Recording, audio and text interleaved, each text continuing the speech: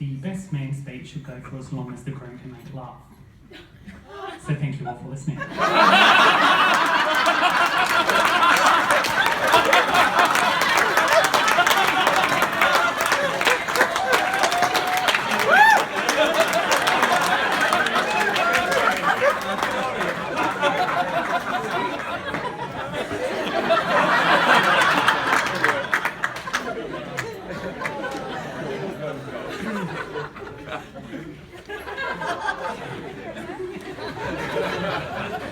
Sorry.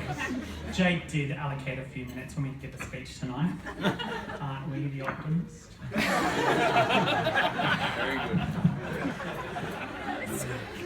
For those who haven't met me yet, my name is Dan. And yes, I am Jake's brother. And no, I am not a sports success story.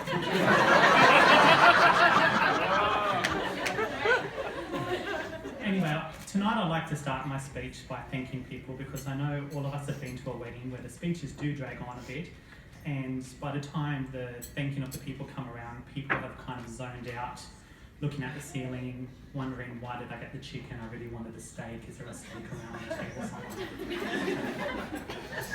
somewhere? Firstly, I would like to thank Jake and Chris for making this such a fun and enjoyable experience, but it's clearly, you know, I got the best man gig because I'm the one that looks the best in a suit. You're right. Secondly, I'd like to thank the bridesmaids for all they've done to support Kelly and Jake in planning the parties, attending dress fittings and helping organise the wedding over the past 12 months. And as much as it pains me to compliment my sister, I do have to say the bridesmaids are looking quite stunning tonight.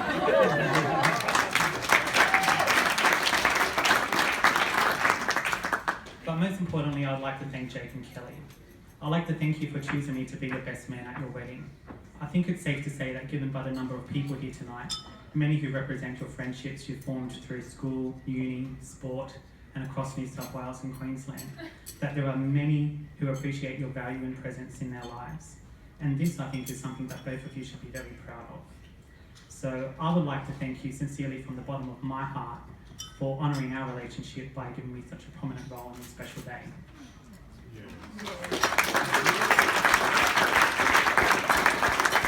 Anyway, in keeping with the best man tradition, I'd like to get you all to know the real Jake Foster. Yes. Let's just say that maybe Jake is the favourite foster child that I've had. What makes you say that?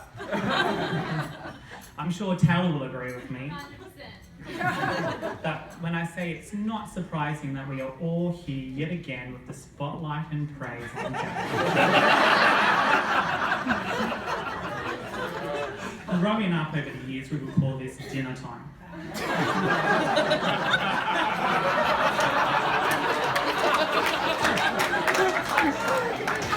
For those of you who are unfamiliar with this not-so-secret trait of our family, and before my mother can go around and tell anyone else otherwise. Not true. True. Let me tell you a few stories from our childhood that I remember. One time, this golden boy here got injured in a football game. It was a head injury.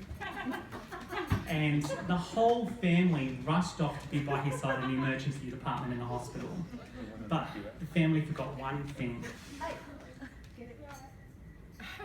Their son, me, who was left alone in the middle of a football field in Penrith. And this was the time before the use of the mobile phone. Or my favourite story is whenever the grandparents would call up and say, you should come over for a visit because I've made your favourite dessert. And I get quite excited, but by the time I get there, I realise that they've made Jake's favourite dessert for everyone. I love you, Nan, but bread and butter pudding is not my thing.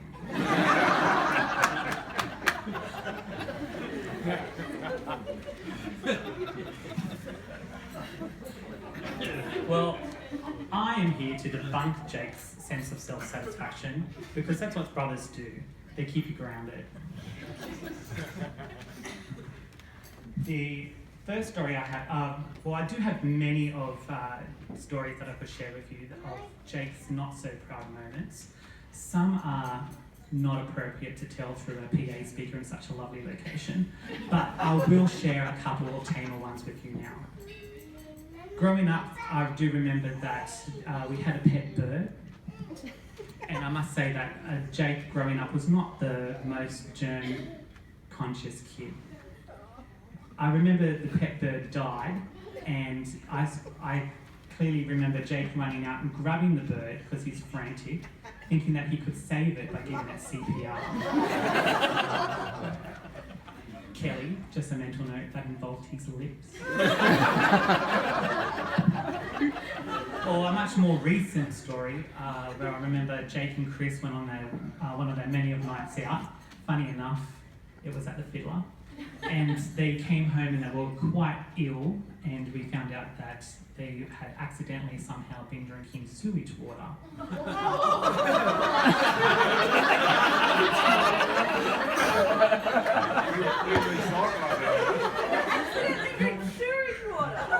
I see you laughing, Kelly, but yet again, that involved his lips.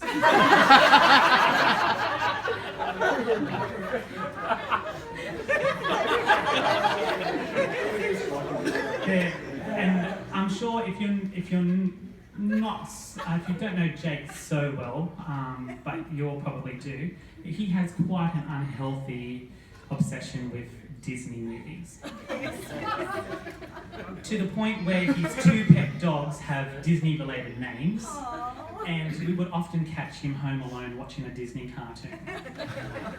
I don't know too many late 20-year-old macho football players who rather spend their spare time at home watching The Little Mermaid.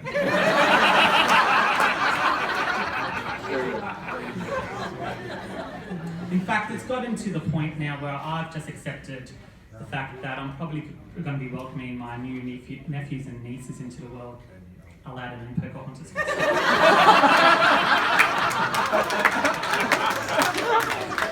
you for my teeth. And lastly, Write it down. my last bit of advice, and this is not coming just from me, but it's coming from everyone in the room, and that's what everyone has been thinking all day, and probably most of you are thinking now. Jake, you are punching well above your weight.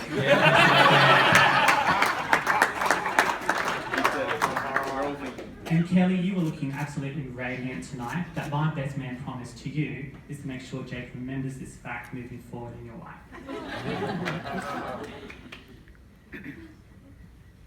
I think it's important for both of you to remember the things that you get to take away from your wedding. Jake, today you get to walk away with a wife who is loving, caring and warm. A wife who radiates beauty. And Kelly, after today, you get to walk away with a new dress and some new shoes. But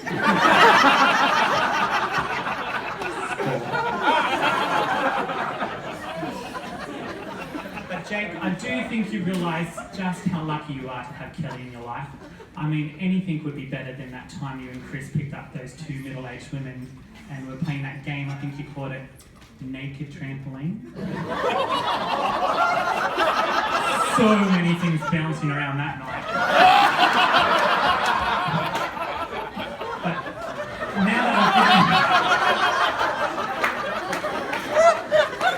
But now that I've given you all a visual,